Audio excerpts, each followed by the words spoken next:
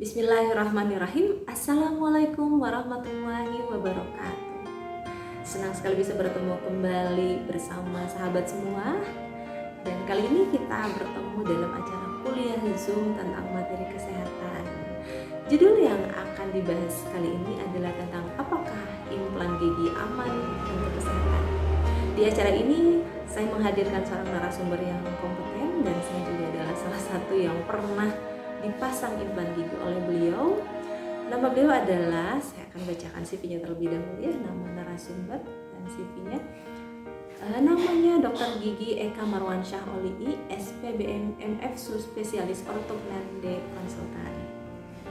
Nah, beliau ini riwayat pendidikannya tahun 2001 lulusan Pendidikan Profesi Dokter Gigi Universitas Pajajaran. 2010 lulus dari Pendidikan Spesialis Bedah Mulut Universitas Pajajaran. Beliau juga mengikuti fellowship tahun 2017 Orthodontic Reconstruction dari Academic Medical Center of Amsterdam dan juga Orthodontic Surgery di Sparmelgeestwijk Haarlem Zuid Hospital. Jadi beliau sudah punya pendidikan dari internasional ya, sahabat semua. Untuk riwayat pekerjaan 2009 beliau dokter gigi PTT Puskesmas di Taluja, Provinsi Gorontalo. 2016 sampai 2018 beliau dokter gigi spesialis bedah mulut di RSUD AW Syahrani Samarinda. Kemudian dari 2018 sampai sekarang beliau adalah staf KSM bedah mulut dan maksilofasial RSUP Dr. Hasan Sadikin Bandung. Ya sahabat semua, jadi beliau bekerja di institusi yang sama dengan saya di RSAS Bandung. Baik, mari kita langsung masuk ke acara berikutnya, yaitu kita menyimak materi dari Dr. Gigi Eka Marwansyah atau Dr. Awan ya panggilan akrabnya. Dan setelah nanti kita menyimak materi, kita akan masuk ke sesi tanya jawab. Untuk para peserta yang tidak hadir langsung di acara kuliah Zoom ini dan ada pertanyaan, boleh bertanya di kolom komentar ya, di kolom komentar, atau nanti bisa menghubungi, ada satu nomor untuk bisa bertanya via WhatsApp dan nanti saya sampaikan ke beliau. Baik, terima kasih. Demikian pembukaannya, silakan menyimak materi dari Dr. Awan. Pertama-tama saya mengucapkan terima kasih buat dari Dr. Zule dan rekan-rekan sekalian atas kesempatannya dan undangannya pada sore hari ini. Jadi memang saya diminta untuk memberikan sedikit gambaran mengenai implan gigi gitu. Jadi apakah si implan gigi ini aman untuk kesehatan atau tidak ya secara umum ya dok ya. Jadi mungkin saya juga nggak terlalu banyak nih dok slide presentasinya, mungkin akan lebih banyak ngobrol dan tanya jawab aja untuk pada sore hari ini gitu. Jadi kalau kita ngomongin implan, apa itu implan? Itu implan itu kalau misalnya di bidang kesehatan juga, pokoknya segala bentuk benda yang ditanam ke dalam tubuh itu kita nyebutnya implan. Gitu. Kalau misalnya kayak pasien-pasien seperti kecelakaan patah tulang, ortopedi, pasang plat, pen, nah itu kita nyebutnya implan. Begitu juga di dalam mulut, misalnya ada patah rahang dan lain-lain, kita itu nyebutnya implan. Tapi memang untuk yang materi bahasan pada sore hari ini yang lebih khusus memang implan gigi gitu dok. Jadi memang fungsinya menggantikan fungsi gigi asli gitu. Jadi kalau misalnya nanti di slide selanjutnya ada. Jadi mungkin kalau untuk mengganti gigi itu kan macam-macam ya dok ya pilihannya, ada pakai gigi palsu, ada yang pakai bridge, ada yang pakai implan gitu. Jadi nah di sini saya akan mungkin memberikan gambaran bahwa sebenarnya apa sih keuntungan dan kelebihannya, kekurangannya apa gitu. Apa yang sebenarnya nggak perlu ditakutin. Kadang-kadang pasien juga takut pasang implan karena prosedurnya relatif lebih mungkin karena mendengar kata di bedah itu dok ya. Jadi karena mendengar kata di bedah jadi lebih takut gitu. Tapi nanti akan saya jelaskan di set yang selanjutnya. Nah ini jadi semua benda, semua material yang benda asing ditanamin ke dalam tubuh kita nyebutnya tuh implan gitu, apapun bentuknya. Nah jadi kalau ini di foto ini kan kelihatan jelas dok ya. Jadi pasien dengan kehilangan gigi anteriornya.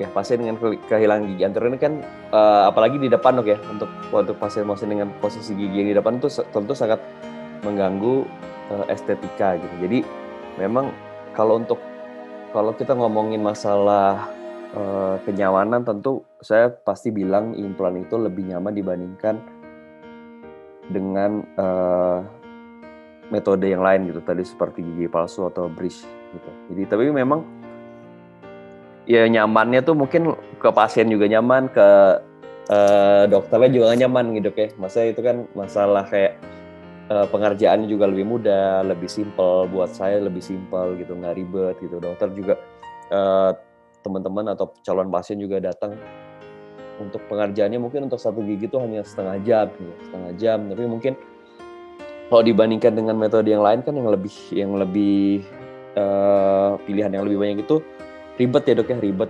mungkin harus kayak beberapa kali kunjungan. Nah kalau si implan ini lebih simpel dengan hasil yang mendekati gigi aslinya gitu. Kenapa saya bilang mendekati gigi aslinya? Karena kan si implan ini kan ketanam di dalam tulang. Ketanam di dalam tulang artinya dia akan membagi beban pengunyahan ketika dipakai untuk mengunyah itu benar-benar terdistribusi secara langsung ke dalam tulang gitu. Jadi kalau menurut pasien-pasien saya yang pasang implan memang sensasinya seperti ngunyah pakai gigi asli gitu. Mungkin nanti dokter Zule bisa membagikan testimoninya dok ya, pengalaman pakai implan. Nah kalau untuk bagian-bagiannya sendiri kenapa saya bilang mirip banget sama gigi asli? Karena memang secara struktur tuh juga dia seperti gigi asli gitu ya dok. Jadi dia sama-sama ada bagian mahkotanya, implan juga punya mahkotanya. Kemudian akar gigi sama, dua-duanya sama tertanam di dalam tulang alveolar gitu. Nah kalau mahkota implan sendiri tuh pilihannya juga macam-macam ya Bapak Ibu sekalian. Jadi ada mulai yang paling murah atau yang sedikit lebih mahal. Jadi pilihannya ada mahkota yang porselen atau yang zirconia, yang lebih keras dan lebih kuat lagi. Nah mungkin sedikit pembedanya ini ada abutmentnya, jadi ada struktur yang mendukung si mahkota itu bisa nempel ke dalam implan. Jadi ada penghubungnya, jadi kita mungkin nyebutnya bahasa awamnya penghubung. Jadi ada mahkota, abutment, kemudian baru ke si implannya. Nah implan sendiri yang kita pakai itu titanium dok, jadi bukan bahan-bahan yang lain ya, jadi bukan kayak stainless steel atau besi yang biasa gitu, kita pakai titanium. Kenapa titanium? Karena memang si titanium ini secara struktur dia kuat gitu.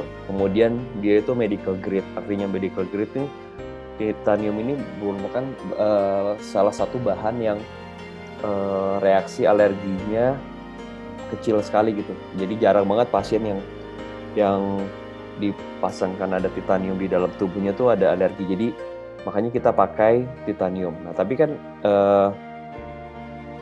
karena kita pakai titanium itu, jadi mungkin efeknya si implan ini jadi sedikit lebih mahal gitu. Tapi nanti saya bisa kasih pembanding gitu. Karena mahal sama murah itu kan relatif ya. Jadi nanti intinya mungkin ada sedikit uang yang harus lebih dikeluarkan untuk mendapatkan kenyamanan gitu. Karena jelas lebih nyaman implan kalau misalnya dibandingkan sama penggantian gigi yang lain. Nah ini jadi kalau saya bilang ada kasus satu gigi yang kehilangan gitu, kadang-kadang pasien juga bertanya ya dok, jadi pilihan selain implan tuh ada apa aja gitu. Pilihan selain implan tuh ya ada ini saya nyebutnya bridge atau jembatan, terus dan ada si implan itu sendiri. Nah kalau bridge ini memang untuk pasien-pasien yang anxiety atau takut gitu dengan prosedur bedah, mereka mungkin akan memilih dipasangkan bridge ini gitu. Tapi ini juga bukan tanpa kekurangan ya dok ya. Jadi mungkin untuk harganya sendiri pasti lebih murah gitu. Tapi juga kalau misalnya dihitung, nanti akan saya paparkan lebih lanjut. Tapi juga nggak terlalu beda jauh gitu sama pemasangan implan ini gitu. Jadi Kalau si bridge ini mungkin bapak-bapak ibu bisa lihat, jadi dia itu mengorbankan dalam tanda kutip gigi-gigi tetangganya sebagai penjangkarnya gitu. Jadi gigi-gigi yang di kanan dan kirinya dikurangin sehingga bisa jadi tempat buat si gigi untuk menggantikan gigi yang hilang itu bisa nempel gitu. Jadi memang salah satu kekurangannya adalah dia mengambil gigi yang sehat gitu. Gigi yang sehat diambil, dikurangin, baru bisa si giginya terpasang. Nah, kalau implan ini memang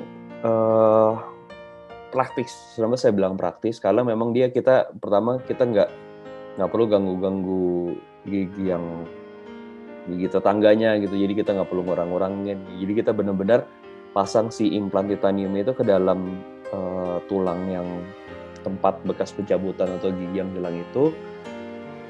Kita diamkan, kemudian pasien akan datang kembali setelah 3 bulan melakukan pencetakan, baru kita pasang mahkotanya. Ini lebih simple.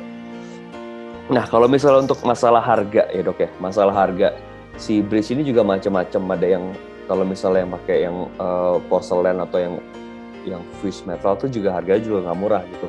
Mungkin sekitar 7-8 juta ya gitu. Kalau implan itu kan sendiri, kalau untuk tiap daerah juga beda-beda karena kayak misalnya Bandung sama Jakarta aja tuh harganya juga sudah beda dok ya. Harganya beda, mungkin kadang-kadang ada beberapa pasien yang orientasinya harus ke bahan-bahan yang dari Eropa atau Amerika gitu, karena ada yang misalnya brand oriented gitu harus pakai bahan-bahan dari Amerika atau Eropa gitu.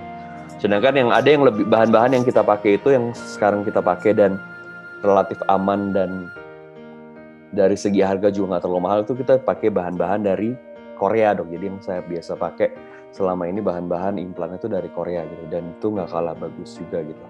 Nah kalau implan itu sendiri, kalau untuk di Bandung itu harganya itu sekitar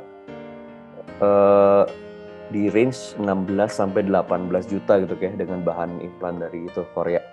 Nah kalau misalnya dibandingin sama si bridge ini kan memang hampir setengahnya ya dok ya, hampir setengahnya gitu. Cuman kalau saya bilang kenapa lebih murah, karena saya pembandingnya selalu harga dari daerah lain gitu. Yang paling dekat kan Jakarta dok ya. Harga implan di Jakarta itu mungkin startnya bisa di 25-30 juta gitu untuk satu gigi. Nah jadi memang banyak juga pasien-pasien yang dari Jakarta tuh ya prefer ke Bandung gitu, karena lumayan bisa save beberapa juta gitu buat satu gigi. Mungkin sisanya bisa dipakai buat staycation atau jalan-jalan, makan wisata kuliner gitu ya. Nah jadi itu, kalau misalnya memang bridge itu harganya lebih murah pasti, tapi kekurangannya itu adalah kita ngambil gigi yang sehat. Jadi maksudnya ya buat saya agak sedikit sayang ya kalau misalnya kita harus ngorbanin gigi yang sehat gitu demi untuk bisa pasangin si gigi buat ganti fungsi pengunyahan. Mungkin kira-kira seperti dok. Nanti kalau misalnya ada yang kurang jelas boleh nanti ditanya setelah sesi konsultasi saya. Nah ini implan itu juga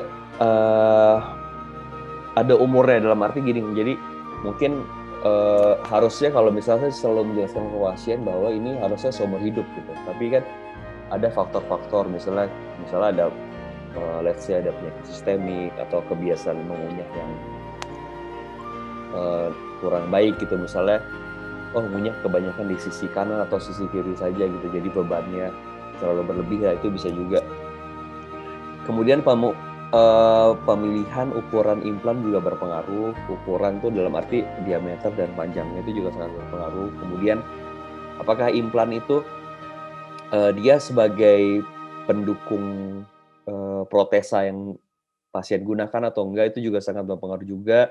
Kemudian surgeon base itu artinya experience dok ya. Jadi memang kalau saya bisa bilang ini prosedurnya simpel gitu, cuman kadang-kadang kalau kita ngomongin masalah experience itu kan mungkin untuk para ahli bedah atau implannologis yang senior juga mungkin ya nggak ada masalah gitu. Tapi kalau misalnya buat yang dokter-dokter yang baru itu mungkin akan sedikit bermasalah gitu, karena tetap si experience itu benar-benar ngaruh banget. Kemudian ya patient base itu artinya apakah pasien itu ada penyakit, ada komorbid, misalnya apakah ada diabetes atau mengonsumsi obat-obatan rutin atau ada misalnya terapi bifosfonat untuk osteoporosis dan lain-lain, itu mungkin bisa jadi bahan pertimbangan bisa dipasang atau tidak. Nah, ini kalau misalnya ditanya yang paling efektif gitu si implan itu, apakah dia bisa jadi penyangga gigi tiruan atau enggak? Jadi umur yang angka keberhasilannya setelah 5 tahun itu memang yang single crown gitu dok ya. Jadi memang per satu gigi satu implan gitu. Jadi kalau misalnya ada pasien kehilangan 3 gigi gitu berurutan gitu, berderet, 3 gigi berderet. Nah itu biasanya kan suka nanya, dok ini perlu tiga-tiganya dipasang implan atau enggak gitu, atau bisa nggak dibikin kayak bridge gitu. Kalau saya sebenarnya selalu bisa ngasih opsi ya ke pasien, dalam arti karena kan mungkin pasien ada pertimbangan lain gitu, karena memang harganya yang nggak murah itu dok ya. Jadi ketika dibilang bisa nggak dok kalau misalnya pasang implannya 2 aja gitu buat 3 gigi gitu, nggak masalah gitu. Cuman saya selalu jelaskan bahwa memang persentase kegagalannya itu tetap ada gitu. Jadi ketika kita pasang implan dengan sistem bridge itu persentase kegagalannya tetap ada dan pasien juga harus tahu. Jadi memang yang paling ideal itu 1 gigi 1 implan. Kemudian, nah kalau misalnya implan itu dibilang gagal atau sukses tuh ya dia ketika dipasang dia nggak ada kegoyangan, terus pasien juga secara subjektif dia bilang kok kayak nggak ada apa-apa gitu, bukan kayak ngerasa kayak ada benda asing atau rasa nyeri. Kemudian ketika dia periksa tuh nggak ada perdarahan atau nggak ada pocket. Kemudian ketika di foto kontrol itu juga implannya aman gitu, jadi nggak ada gambaran yang aneh-aneh di foto ronsennya. Itu kita bisa sebut itu sebagai implan yang berhasil dipasang. Nah untuk pasien evaluasi sendiri ini sebenarnya relatif ya dok ya, atau ibu-ibu sekalian, bahwa kadang-kadang ada yang beredar sekarang tuh kalau misalnya diabetes tuh kadang-kadang bisa nggak sih dok gitu dipasang atau enggak. Jadi sebenarnya memang ya ini perlu perhatian khusus gitu untuk pasien-pasien dengan komorbid seperti diabetes, karena secara umum pasien-pasien diabetes terutama yang tidak terkontrol itu sering kita temui ada penurunan tulang di semua regio gitu. Itu ada tapi jarang gitu. Jadi makanya perlu dievaluasi. Kalau misalnya biasanya saya suka tanya gitu, kalau terkontrol atau enggak Pak, dalam arti kalau terkontrol itu artinya si pasien itu minum obat rutin seperti misalnya metformin, atau ada dia misalnya nggak minum obat tapi dia hanya ngatur dietnya aja. Nah itu selama dia terkontrol, terus gulanya juga nggak tinggi-tinggi banget gitu. Nah itu mungkin saya bisa kadang-kadang saya tetap pasang gitu, tapi dengan perhatian khusus gitu ya. Perhatian khusus artinya saya akan minta pasiennya untuk konsul ulang juga ke dokter penyakit dalamnya, sehingga bantu juga mengatur gula darah si pasien itu. Kalau kayak tensi ya mungkin kalau tensi standar ya dok ya, untuk tensi itu untuk tindakan bedah apapun ada batas-batas yang harus dipatuhi gitu. Jadi ketika pasien ada riwayat hipertensi, tentu kita akan regulasi tekanan darah dulu, baru melakukan tindakan seperti itu. Nah, ya ini yang jadi memang tadi saya bilang implan itu aman, tapi tetap ada kontraindikasinya gitu. Jadi untuk pasien-pasien yang mendapatkan kemoterapi, pasien-pasien dengan radioterapi, pasien-pasien dengan kelainan jantung, kelainan katot jantung, pasien-pasien dengan transplantasi, pasien-pasien dengan kateter dialisis, kemudian pasien-pasien yang mengkonsumsi yang mendapat bifosfonat secara intravena. Nah itu saya tidak menyarankan buat dipasang implan karena resiko. Jadi resiko pertama, kalau pasien dengan kemoterapi itu kan daya tahan tubuh turun ya dok, daya tahan tubuh turun. Jadi ketika kita melakukan prosedur atau tindakan invasif seperti pemasangan implan ini, yang dikhawatirkan tuh si penyembuhan lukanya nggak bagus gitu. Kemudian radioterapi juga, apalagi untuk kasus-kasus keganasan di daerah kepala dan leher, itu ada salah satu resikonya adalah osteoradionekrosis gitu. Jadi artinya si tulang-tulang rahangnya itu kondisinya nggak begitu bagus gitu. Jadi kita memang tidak menyarankan untuk dilakukan pemasangan implan. Kemudian pasien-pasien dengan penyakit jantung yang kardiak, misalnya kelainan katup jantung dok ya, nah itu juga kita tidak sarankan karena ya tindakan kita tuh ada sedikit banyak memicu terjadinya endokarditis seperti itu. Kemudian pasien-pasien dengan transplantation yang mendapat transplantasi itu juga sama dong, misalnya transplantasi hepar, ginjal. Nah itu pasien-pasien seperti itu kan tentu mendapatkan steroid dosis tinggi gitu. Jadi ketika dapat steroid dosis tinggi tentu daya tahan tubuh juga turun. Jadi kita juga memang tidak menyarankan untuk melakukan pemasangan implan. Pasti dia penyembuhan lukanya juga nggak bagus. Kemudian yang pakai dialisis kateter itu juga tidak disarankan karena ketika dia ada kateter tuh artinya kan ada port de entry ya, Bapak Ibu sekalian. Maksudnya port de entry itu jadi si bakteri atau kuman itu lebih gampang masuk ke dalam tubuh kita gitu. Jadi tidak disarankan karena si penyembuhan luka ketika pos pemasangan implan juga nggak akan bagus. Terus, nah ini ada relatif kontraindikasi ya. Jadi maksudnya ya tadi kan yang katup jantung, ya. Kalau yang ini tuh mungkin kayak darah tinggi ya itu, atau misalnya pasien-pasien yang habis dipasang ring, nah itu masih nggak apa-apa ya dok ya selama terkontrol. Nah ini yang diabetes tadi yang saya omongin juga, selama dia terkontrol itu nggak apa-apa. Nah tadi kan saya bilang yang intravena bifosfonat ya yang nggak boleh. Nah kalau oral bifosfonat itu masih relatif boleh karena memang dosisnya nggak terlalu tinggi gitu. Nah kemudian kalau pasien yang HIV juga kan ini sebenarnya lebih berhubungan ke daya tahan tubuh pasien. Nah ini yang saya bilang tadi. Jadi ini salah satu alternatif yang bisa jadi bahan pertimbangan buat pasien-pasien dengan kehilangan gigi yang banyak gitu. Jadi kadang-kadang pasien, saya kayaknya belum sanggup nih dok kalau misalnya per gigi yang hilang saya pasang implan gitu. Nah jadi ini bisa jadi pilihan. Artinya misalnya ada 3 gigi yang hilang bisa dipasang 2 implan gitu. Atau bahkan 4 gigi yang hilang bisa dipasang 2 implan untuk menggantikan 4 gigi gitu. Atau misalnya 5 atau 6 gigi, nah itu bisa, alternatifnya banyak loh. Jadi maksudnya jangan sampai kalau 6 unit kayak saya belum bisa nih gitu. Tapi ya nggak apa-apa, ini saya bisa kasih alternatif bahwa dokter mungkin bisa pilih metode yang ini gitu. Jadi masih ada harapan lah untuk dipasang. Nah untuk terapinya ketika dipasang tuh juga standar ya dok ya, kayak mungkin saya bisa bilang nih kayak cabut biasa aja. Saya akan kasih analgetik, antibiotik sama obat kumur gitu. Jadi buat membantu mempercepat atau lukanya juga jadi lebih bagus lagi. Nah kalau steroid tuh optional nih, misalnya saya bilang optional tuh mungkin kasus-kasus yang pasien yang pasang implannya agak banyak gitu. Kalau agak banyak misalnya 5 atau 6 gigi gitu, nah itu dalam waktu bersamaan saya biasanya kasih tambahan steroid buat mengurangi pembengkakannya gitu. Tapi kalau misalnya dia pasang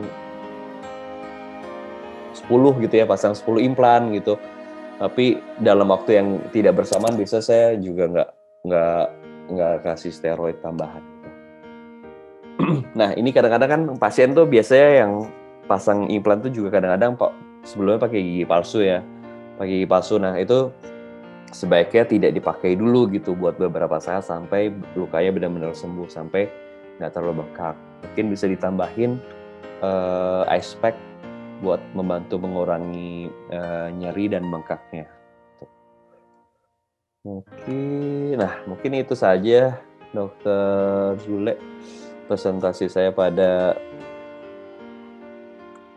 sore hari ini. Mudah-mudahan bisa memberikan pandangan baru ya buat peserta yang hadir pada sore hari ini gitu. Jadi mudah-mudahan ada new insight gitu ya dok ya. Jadi bahwa kalau gigi hilang itu nggak melulu bahwa pakai gigi palsu, bahwa implan itu juga sekarang tuh udah makin banyak yang pasang implan gitu. Orang-orang udah makin banyak pasang implan karena menurut saya makin kesini orang-orang juga malas ribet dok ya, malas ribet. Jadi malas ribet tuh ya pengen yang praktis. Kalau gigi palsu kan dibuka pasang gitu. Jadi ya ini bisa jadi salah satu alternatif lah gitu. Mungkin itu aja saja. Dr. Zule, terima kasih. Ya, siap, baik, makasih dokter. Mereka ini saya izin nambahin ya. Ini sebagai pengalaman yang udah ngerasain pasang apa namanya tuh ya, pin ya namanya ya, pakai pin. Jadi saya sempat ada yang gigi nggak ada juga. Terus sempat ada yang saya biarkan gitu. Kemudian akhirnya ternyata Bapak Ibu semua ketika kita ada biarkan ada satu space gigi itu kosong, itu ternyata jadi renggang ya dok ya, yang sebelah-sebelahnya. Kemudian ada yang berputar, kemudian akhirnya ketika ada renggang tuh ada banyak sisa makanan, akhirnya malah ada menyebar gitu, ada area di sebelah giginya yang akhirnya jadi agak rusak juga. Kemudian kalau udah ada nyelip itu sakit ya Gusti gitu. Kemudian akhirnya saya coba pernah beberapa, jadi saya ada di gigi saya nih ada kayaknya udah lumayan banyak peralatan gigi nih.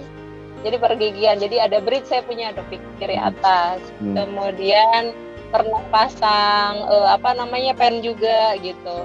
Kemudian yang terakhir itu yang implan dari dokter. Nah,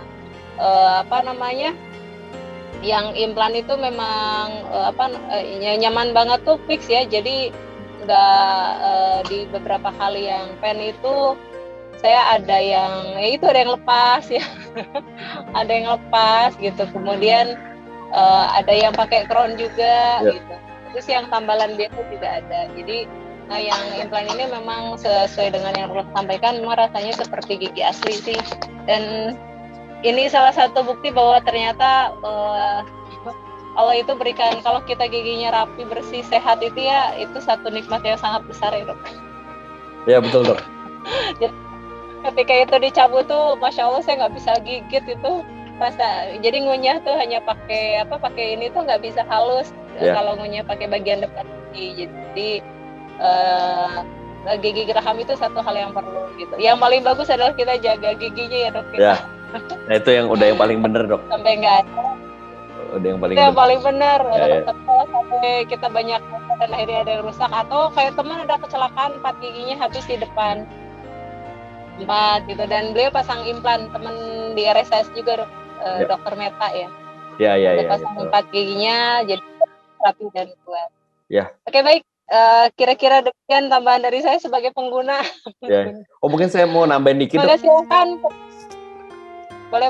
Ya, jadi mungkin tadi Dokter Zule juga udah bilang bahwa kalau kadang-kadang tuh kalau habis dicabut kan orang kan bukan nggak mikir segera diganti dok ya, nggak mikir segera diganti. Jadi tadi yang dokter bilang tuh benar. Jadi kalau misalnya ada gigi yang hilang, misalnya yang bawah nih yang habis dicabut, nah itu si gigi yang atasnya tuh karena nggak ada lawannya lama-lama turun gitu, lama-lama turun gitu, lama-lama gigit gusi yang bawah.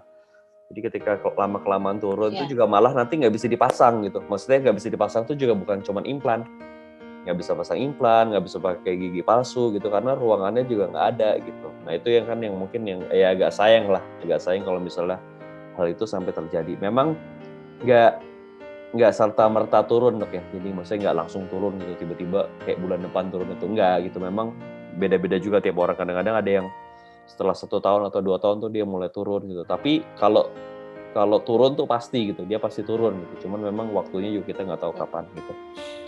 Ya itu juga yang tadi Dokter Zule bilang, memang yang lebih enak tuh gigi aslinya dok. Jadi memang tuh nggak ada yang bisa ngalahin lah ciptaan Tuhan. Kita cuman bisa berusaha gitu mengembalikan seperti, saya tetap nggak bisa bilang ini kayak gigi asli gitu. Saya bisa bilang nih ya seperti gigi asli, tetap nggak ada sih yang bisa menggantikan ciptaan Tuhan, tuh nggak ada gitu, nggak ada yang bisa sempurna gitulah kira-kira ya dok ya. Tapi kalau saya sukanya implan apa dok? Gigi implannya nggak akan bolong. Benar dok, itu nggak akan bolong dok giginya pas. Jadi khusus gigi itu insya Allah nggak akan bolong gitu, nggak akan perlu tambalan lagi seumur hidup. Gitu. Oke baik, kita berikan kesempatan pada peserta yang hari ini hadir untuk bisa bertanya ya tentang implan gigi, tentang apakah implan gigi aman untuk kesehatan dan bagaimana tadi hubungannya dengan mengatasi gigi kita yang lepas atau kosong ya, begitu. Baik, silakan barangkali ada mau bertanya.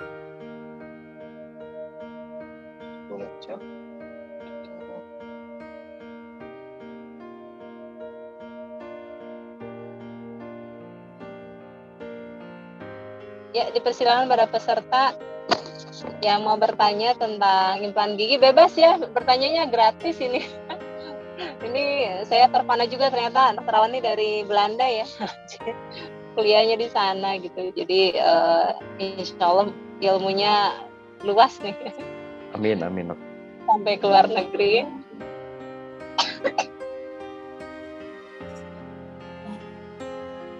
Iya. Dok, izin bertanya, kalau pemasangan implan paling cepat di usia berapa dok? Oh oke.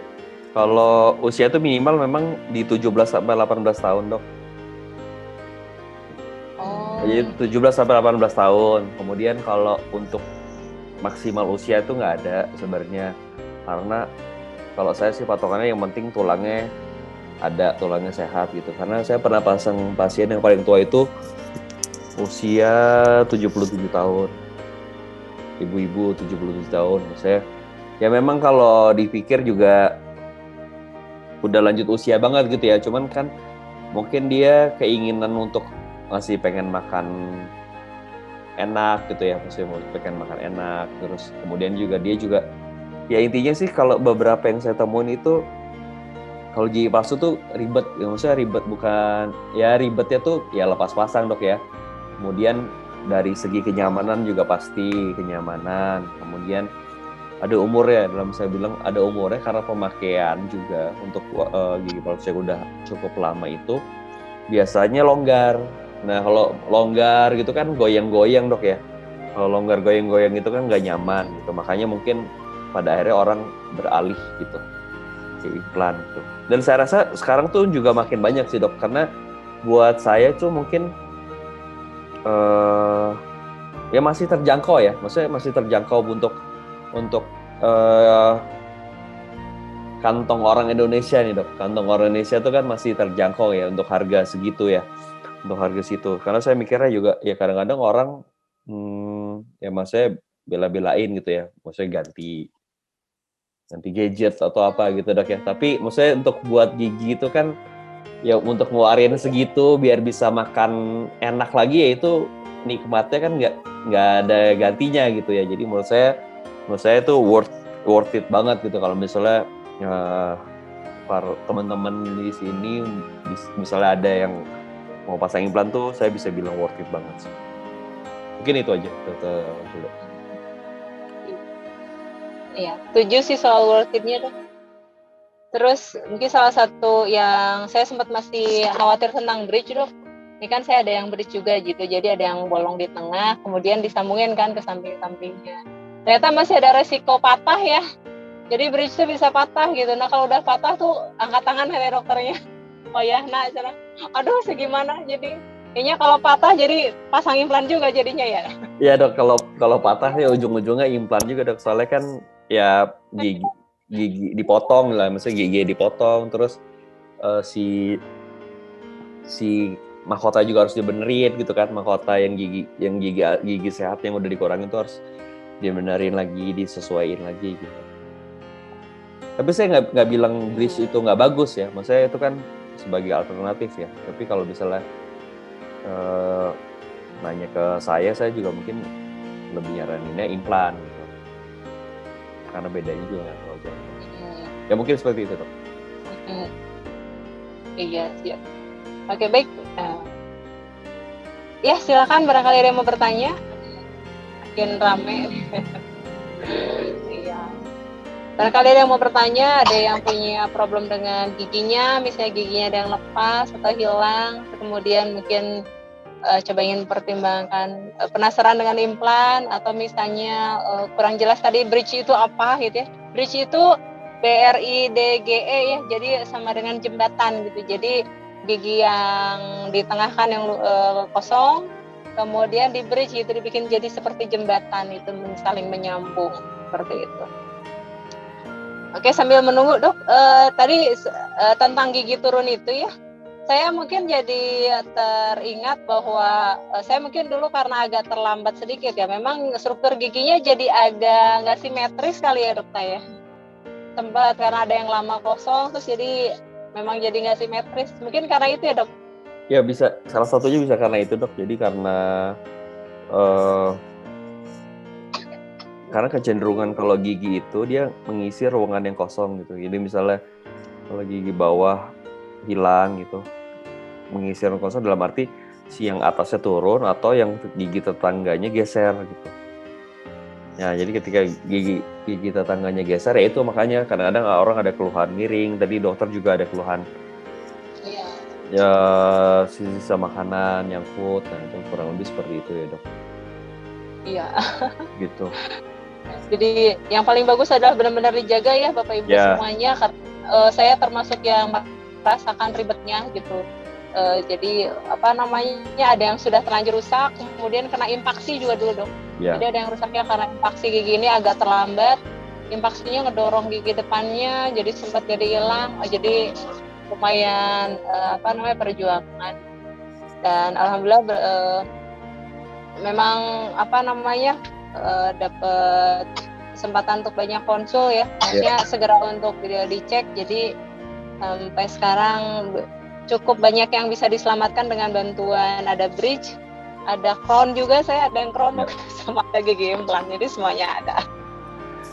Aduh. Oh ya dok, mungkin ya tambahan aja dok, kalau misalnya ada yang mau konsul lebih lanjut lagi, mau mungkin nggak apa-apa sih kalau mau nanya-nanya dulu. Saya kan mungkin teman-teman bisa ketemu di Rumah Sakit Hasan Sadikin. Kalau saya kan prakteknya di Rumah Sakit Hasan Sadikin itu jam kerja ya dok ya, jadi jam kerja dari pagi sampai sore. Kalau misalnya di swastanya mungkin kalau bapak ibu nggak ada waktu karena pagi sampai siang sampai sore harus kerja, bisa ketemu di Rumah Sakit Limiati. Jadi saya di Rumah Sakit Limiati juga kalau mau konsul nanya, mangga aja datang gitu. Siap dok. Iya, nah demikian Bapak Ibu semuanya, yang hadir. Ada yang mau bertanya silahkan. Maaf videonya dimatikan karena ini dok, terima kasih ilmunya tentang implan. Yang ingin saya tanyakan dok, kan kalau gigi tiruan, di tiruan itu kan pakai ini, suka pakai kawat ya dok ya? Ini sih saya lihat teman saya pakai gigi tiruan, ada disambung pakai kawat. Nah pertanyaannya kan nanti kawat itu kan tercampur dengan air liur. Itu menurut kesehatan gimana dok? Aman apa enggak? Oh, oke. Baik. Terima kasih Bu Ai ya pertanyaannya. Kalau sejauh ini aman sih Bu, itu karena kan kita kalau kawatnya sendiri itu stainless steel.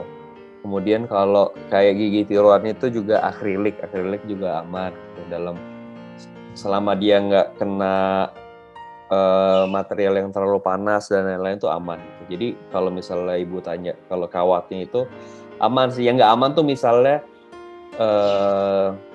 tajam atau misalnya dia terlalu kenceng nempel ke gigi itu kadang-kadang pada beberapa pasien yang saya temuin itu jadi si giginya tuh abrasi gitu karena pemakaian tuh abrasi, makin lama makin kikis karena dia punya makin lama makin kikis gitu, jadi ada bolong kecil gitu. Tapi itu juga bisa diselesaikan sih dok, itu bisa diberesin gitu, artinya bisa mungkin bisa di-adjust lagi ke dokter yang pasangnya gitu. Tapi kalau ibu tanya tadi aman atau enggak, si kawat stainless-nya itu aman banget sih, nggak ada masalah itu. Iya, kebetulan saya juga kan giginya yang ini patah dok, Iya. karena dari bolong, emas ditambal karena nanti akhirnya saya gigit yang keras dan patah. Nah, saya kan guru ya profesi, jadi asa gue kurang estetika gitu dok kalau ngomong. Ya, nah iya itu Bu Ai. Jadi mungkin kadang-kadang beberapa temen tuh karena tuntutan profesi ya, beberapa, jadi apalagi profesi yang ketemu orang banyak kayak guru kan ketemu orang banyak, jadi nggak boleh tuh mungkin kalau selama pandemi sekarang tuh bisa kebantu karena ada masker ya. Iya, Jadi kebantu. Tapi kalau misalnya nanti ini pandemi kan ntar lagi udah mau beres nih, amin gitu. Jadi kalau misalnya udah itu ya, kalau saya sih mungkin sarannya mungkin pakai implan ya. Nah, kalau misalnya patah dan belum dicabut, nah kita tuh sekarang bahkan bisa lebih simpel lagi ya, Bapak Ibu sekalian. Jadi bisa lebih simpel lagi kan pasien-pasien tuh kadang-kadang sibuk nggak ada waktu, mau nyocokin waktu juga susah. Nah, biasanya yang sering saya lakukan itu jadi habis dicabut langsung dipasang. Jadi pertama itu menghemat waktu. Jadi Bapak Ibu sekalian nggak perlu disuntiknya tuh nggak perlu 2 kali gitu. Maksudnya dia disuntiknya sekali aja gitu ya. Jadi traumanya tuh sekali aja suntik sih sebenarnya nggak kerasa sih. Saya nggak bisa bilang nggak sakit ya, tapi pasti kerasa ketika obat masuk, ketika jarum masuk tuh pasti kerasa. Tapi mungkin buat lebih kenyamanan. Apa? Iya, kalau disuntik mah sakit, kerasa ngilu ke gusi. Saya pernah jenguk gigi. Ya, cuman kalau misalnya dalam waktu yang bersamaan kan itu lebih praktis ya Bu ya. Jadi Ibu juga ya trauma suntikannya tuh sekali aja gitu. Aja dok sakitnya ya. Yes, betul. Ya itu yang paling banyak sekarang, yang orang-orang paling banyak kayak gitu. Jadi nggak mau ribet, nggak mau pusing, jadi maunya dicabut langsung dipasang. Ini seperti itu. Nah, ini ada yang dipasang pakai gigi tidur maksudnya dok? Nggak, pakai implan ya. Oh ya, implan yang tadi dokter ya, yang setengah jam bisa diselesaikan. Yes. Tapi kan mahal dok. Ya kalau ya itu saya bilang tadi di awal Bu Ai. Ya kalau saya bilang tadi kadang-kadang gini, orang tuh mahal atau murah kan relatif ya Bu ya. Mungkin memang nilainya tuh ya, kalau pasaran negara Bandung kan tadi saya bilang ya 16 sampai 17 juta gitu. Cuman kan kadang-kadang di beberapa kalau di Hasan Sadikin harganya nggak segitu, tapi saya nggak bisa bilang harganya pastinya berapa ya. Jadi Ibu datang aja ke RSAS. Kalau di klinik swasta harganya segitu, tapi kalau di Rumah Sakit Hasan Sadikin bisa sedikit lebih kurang gitu. Kalau Ibu mau berminat pasang di Hasan Sadikin mah enggak gitu. Nah cuman kan kadang-kadang tuh di tiap klinik juga ada kayak suka ada promo gitu kan Bu ya. Ada promo misalnya. Biasanya sih kalau pasien-pasien saya tuh memang nggak bayar langsung full gitu. Jadi mungkin beres setengahnya dulu, nanti sisanya pas mahkota udah jadi gitu setelah 3 bulan. Itu juga nggak masalah Bu Ai. Ini kalau gimana? Kalau implan di RSAS di cover BPJS nggak dokter Jo?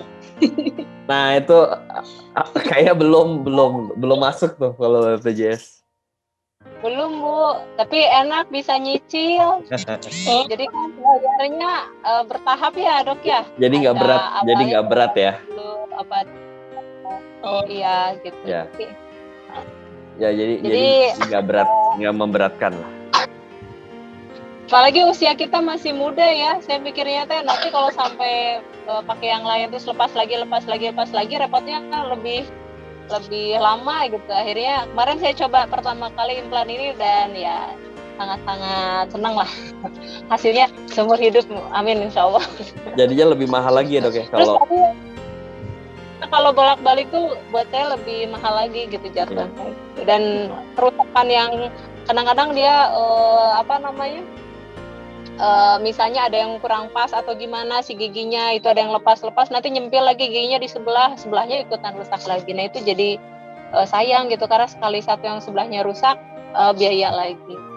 Dok, tadi saya boleh izin komentar yang ini yang kawat ya dok ya. Saya tuh pernah dipasang kawat yang ada akriliknya dok. Aduh itu masya Allah gusi saya ini banget, bengkak, sakit gitu. Jadi gigi palsu yang lepas pasang ya. Pasang gitu, jadi malah kayaknya lecet gitu sih. Iritasi dok ya. Gitu. Ya akhirnya saya suka nggak pakai, abis nggak pakai dimarahin lagi sama dokternya, tuh kan jadi geser kata giginya. Aduh gimana ya.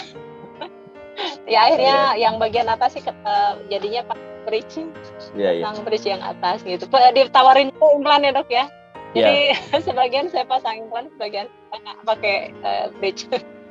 Ini ada pertanyaan dari dokter, ada pertanyaan dok? Ya ini yang dari pengguna gigi palsu. Ya, makasih Bu Ai.